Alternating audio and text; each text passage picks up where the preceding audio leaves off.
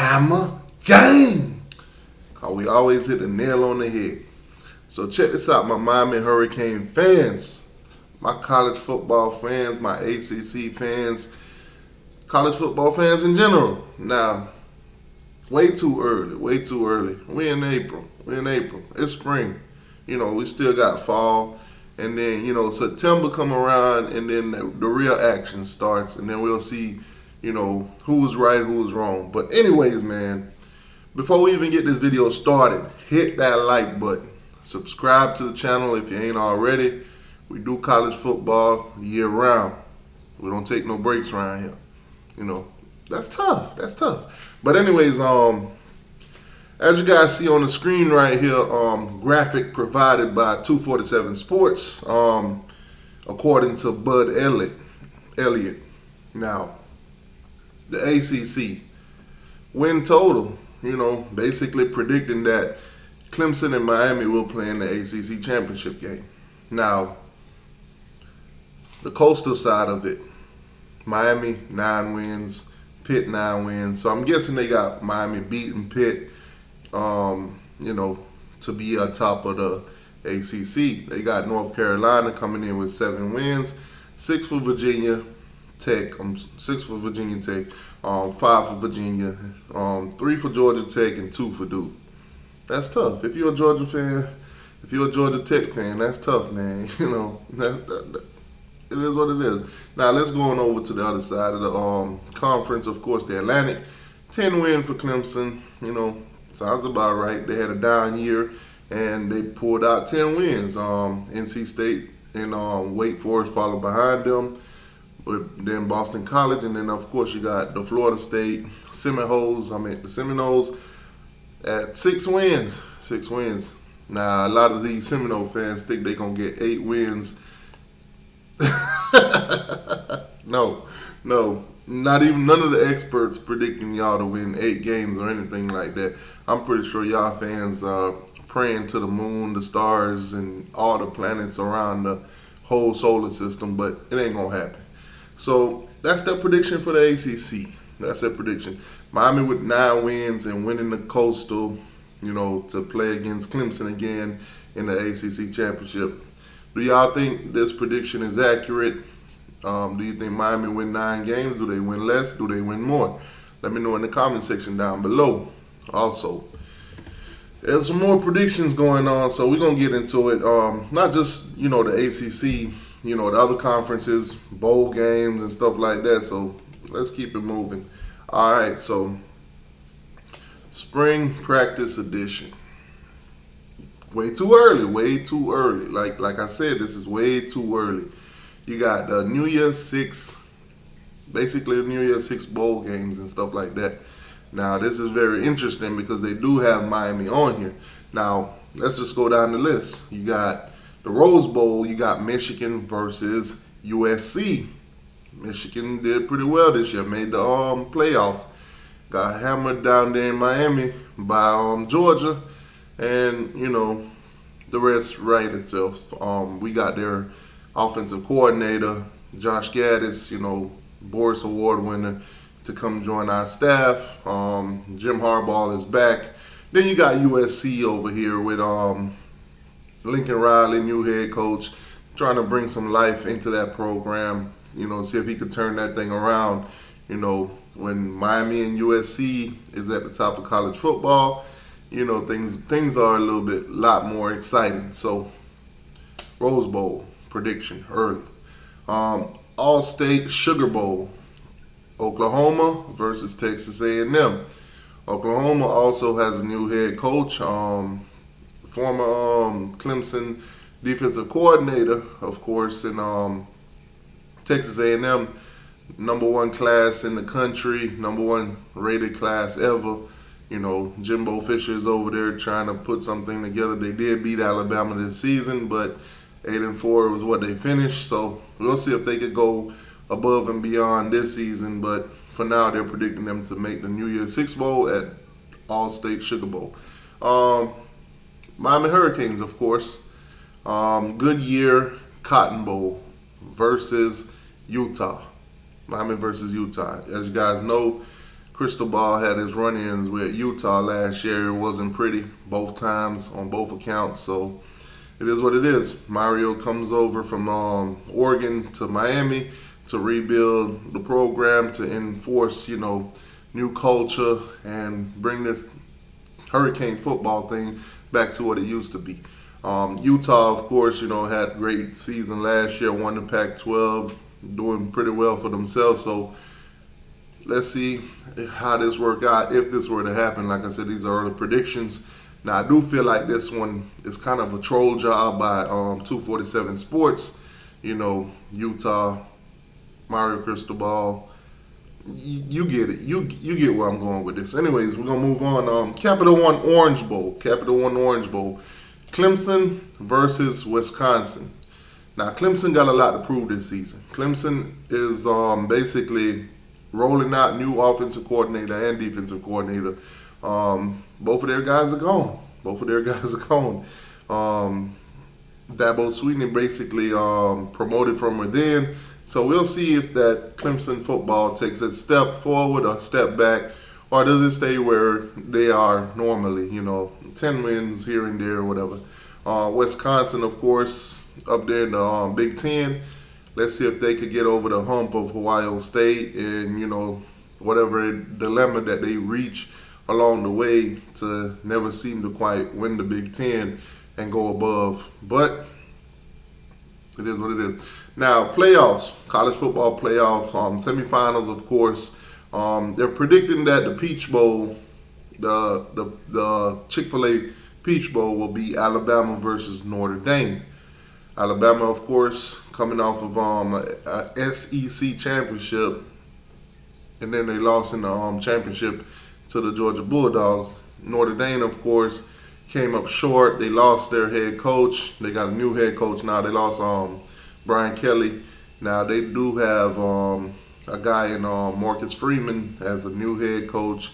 Promoted him from within. So we'll see what Notre Dame is capable of. Those Fighting Irish, I don't think they fight nothing this season, but we'll see. They got high expectation for them, playoff implication. PlayStation Fiesta Bowl, Georgia versus Ohio State. Georgia national champions, of course. Kirby Smart did lose a couple of his staff also.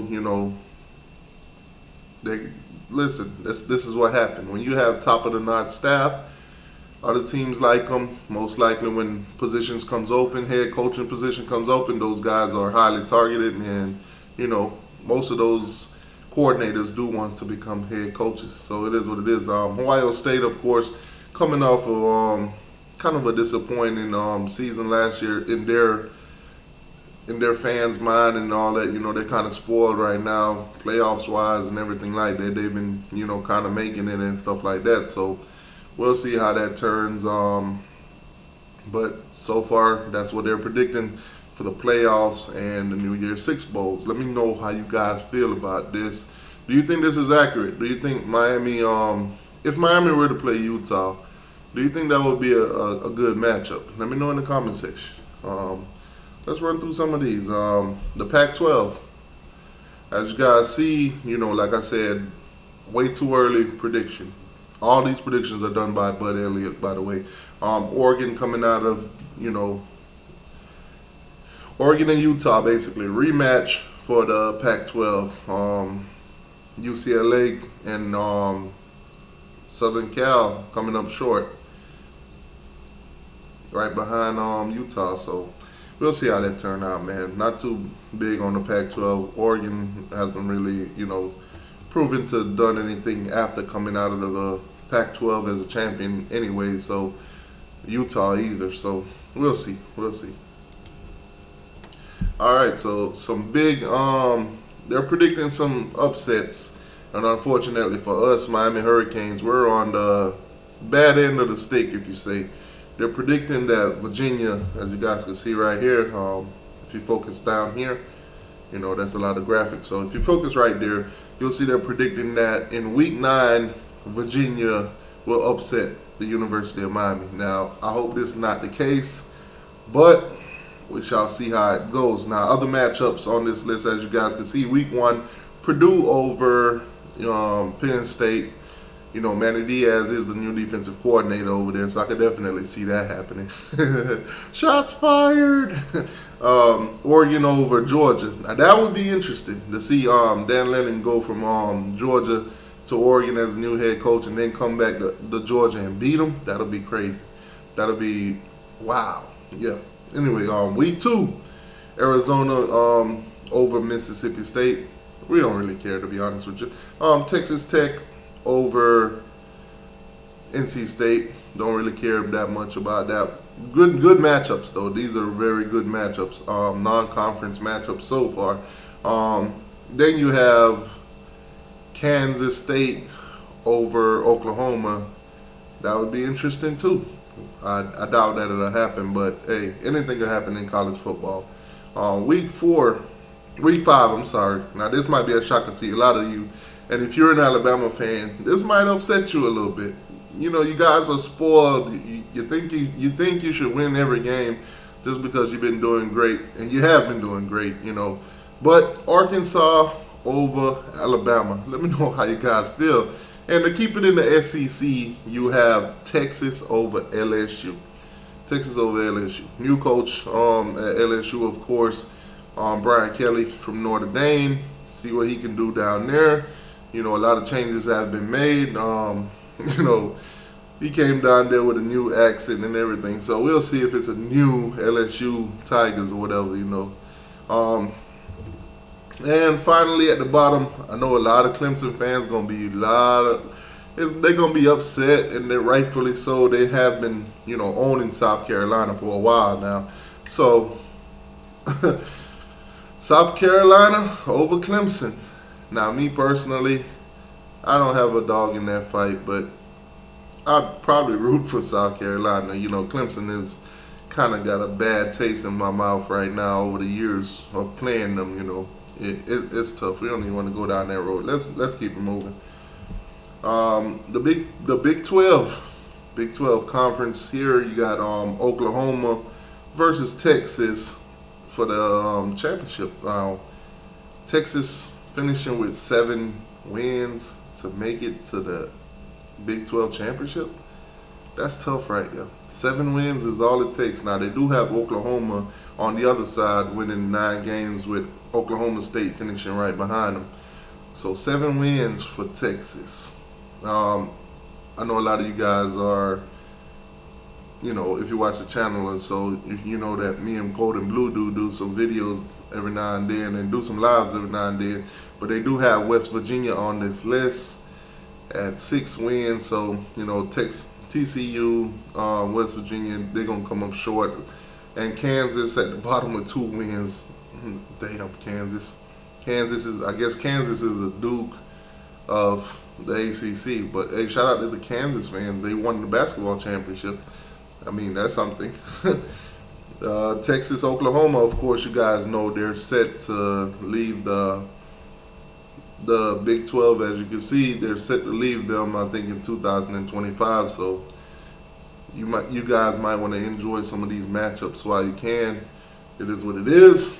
In the Big 12, at least. You'll probably still get them in the SEC. Big 10.